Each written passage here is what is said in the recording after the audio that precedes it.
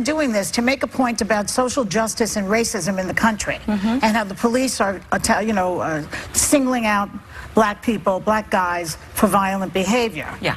And they're making it about patriotism and the anthem. It has not, the two things that are mutually exclusive in this case. Colin Kaepernick made it about the national anthem, and don't you think this has become a distraction from the original purpose of Black Lives Matter? No, bringing awareness to it.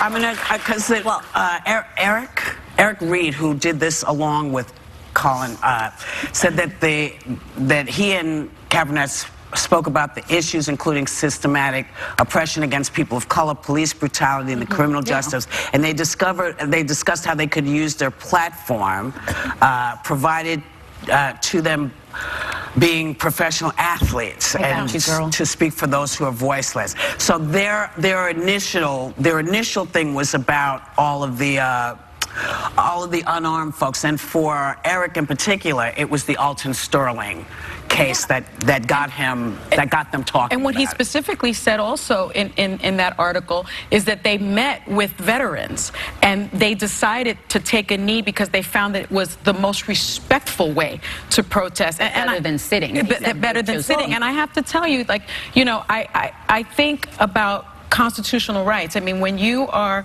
a public servant, you are supposed to enforce the Constitution, protect the Constitution. And for the government, through Pence and the president, to tell people and almost demand people not to exercise their constitutional rights, that's very un-American.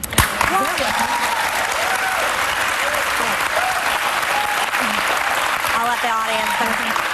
You know, one of the things that I'm going to bring to this show, since this is my first day, is we're going to talk a lot about culture wars that are raging in America right now. And I am a total red state girl. I come from Phoenix, Arizona. I know my people. And this has turned into a culture war. For me, when I was 19 years old and my brother was 17, he deployed to Iraq the first time. And it was the first time that I ever framed an American flag and put it in my living room. It's still there. It's above my dining room table right now. And the American flag and the national anthem mean more to me than just symbolism. I'm deeply patriotic. And to me, when I thought he could possibly get blown up in a Humvee in Iraq, it gave me solace. So I think there's a misunderstanding that I think we can have a conversation about both things while still respecting what the national anthem and the American flag mean to people like me. Don't you ever see the point? There's another point of view on that, though, which I brought up last week.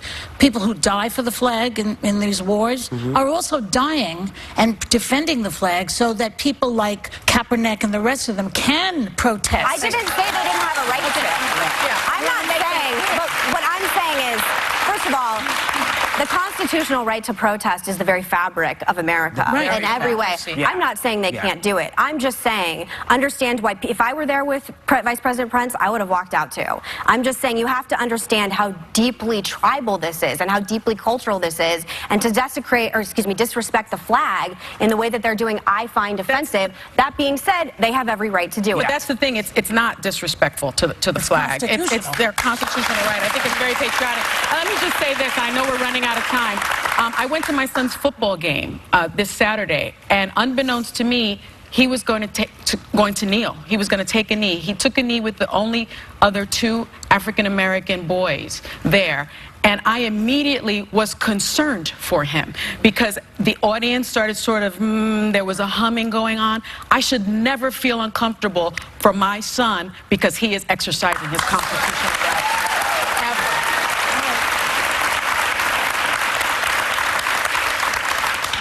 You know we're going to come back and finish the discussion, so we'll be right back.